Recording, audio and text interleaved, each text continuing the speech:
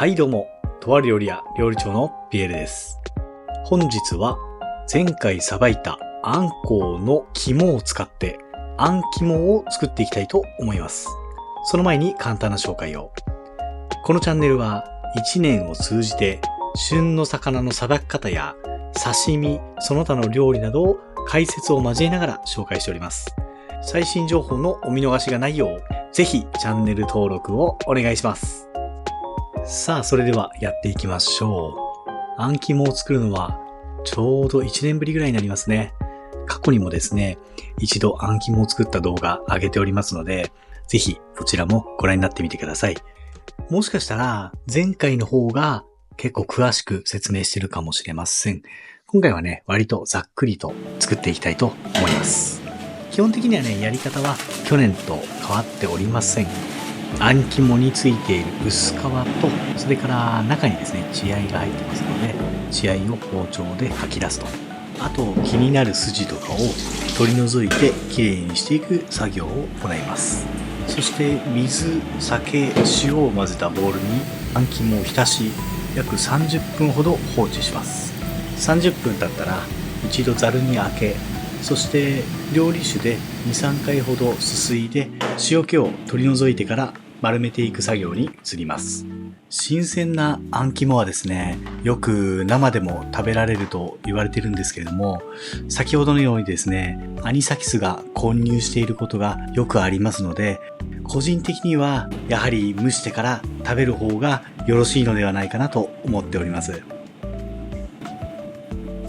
丸める作業ですが、このようにですね、まずラップで一度くるんでからアルミホイルでもう一度くるんでいく二重方式で行っております。昔はですね、サランラップを使わないでアルミで直接巻いていたんですけれども、そうすると丸く成形しづらいというデメリットと、それから蒸し上がった後、アルミを剥がすときに細かい破片が身にくっつく恐れがありますので、サランラップで一度巻いてからアルミで巻くことをお勧めします。あと、巻く太さは自由ですけれども、中まで均一に火を通したいので、あまり太くない方がよろしいかと思います。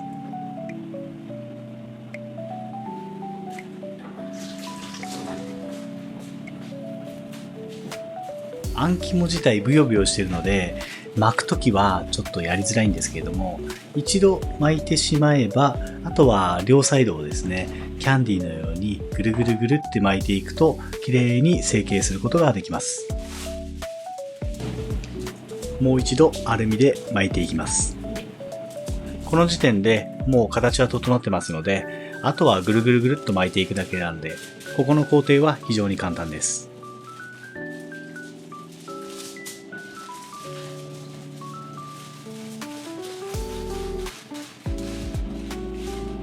今ご覧になっていただいて、思ったより簡単に作れそうだなと思ってらっしゃる方もいるんではないでしょうか。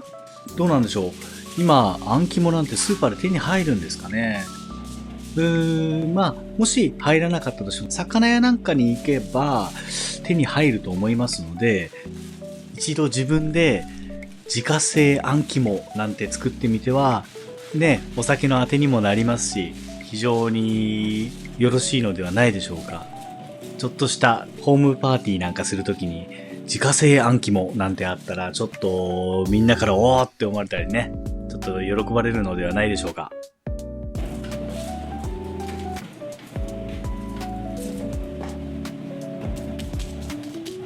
全体にムラなく火が入るように穴を数箇所開けております。これはね、大体でいいので穴を開けてください。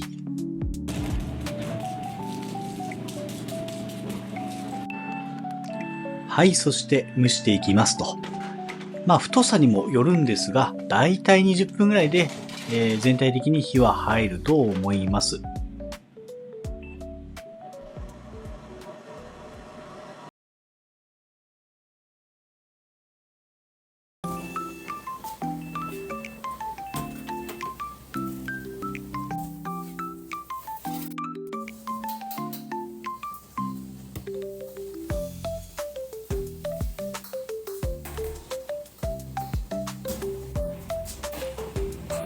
出来たてのね、温かいあん肝ももちろん美味しいんですけれども、カットがちょっとしづらいので、粗熱を取って一晩寝かせたいと思います。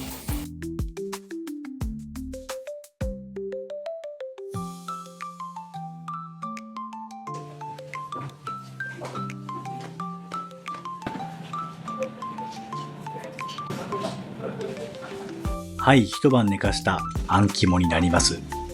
やっぱりね、冷蔵庫で一晩寝かせた方が身も締まりますし、あと余分な油もちょっとこう抜ける感じで、しっとりしてすごくいいですね。何より包丁が入れやすいと、切り口が綺麗に出ますので、鮮度の良さがより際立ちますね。素敵な盛り付けができそうです。マジ？めっちゃ振ってんだけど。さっき晴れてたのに。いや、ちょっと待ってくださいよ、もう。苦痛これやって。さあ、それでは盛り付けていきましょう。ポン酢をかけて、もみじおろしを乗せ、万能ネギを添えて完成になります。今回は味見のシーンは動画にできませんでしたが、味の方は大成功でした。そしてね、去年も大成功だったので、ぜひこちらの動画をご覧になってください。スタッフと味見をしております。現場でのリアルな声をお楽しみください。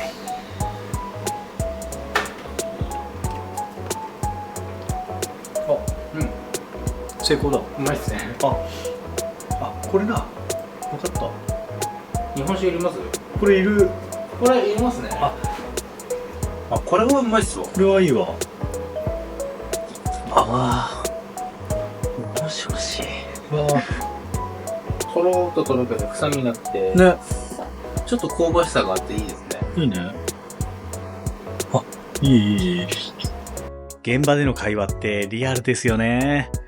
いやーでも、本当に美味しかったんですよね。そして今年作ったあん肝もめちゃくちゃうまかったです。はい。というわけでね、皆様いつか店に来ていただいた際には、当店の自家製あん肝、ぜひ召し上がっていただければと思います。いいね、切れてる切れてるよ。いいね。はい。というわけで、本日の仕込みは以上となります。最後までご視聴いただきありがとうございました。ご意見、ご感想などありましたら、コメントいただけると嬉しいです。それではまた次回の動画でお会いしましょう。おっす。